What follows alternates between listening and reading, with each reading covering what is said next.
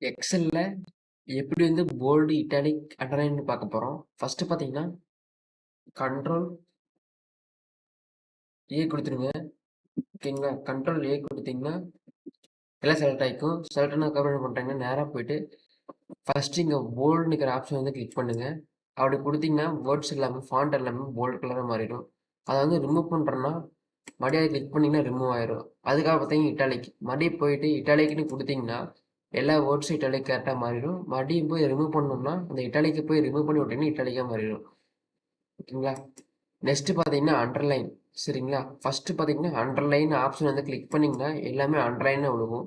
அதை வந்து ரிமூவ் பண்ணீங்கன்னா அண்டர்லைன்ல ரிமூவ் ஆயிரும். ஓகேங்களா? நெக்ஸ்ட் பார்த்தீங்கன்னா அண்டர்லைன்லேயே ஸ்டைலில் இருக்குது. உங்களுக்கு எந்த மாதிரி ஸ்டைல் வேணும் யூஸ் பண்ணிக்கலாம். நான் வந்து டார்க் அண்டர்லைன் கொடுத்தேன்னா நான் டார்க்காக வச்சிட்டேன். இவன் வந்து நான் மறுபடியும் கிளிக் பண்ணால் ரிமூவ் ஆயிரும். மறுபடியும் கொடுத்தேன்னா டார்க்காக விழுந்துடும். ஓகேங்களா?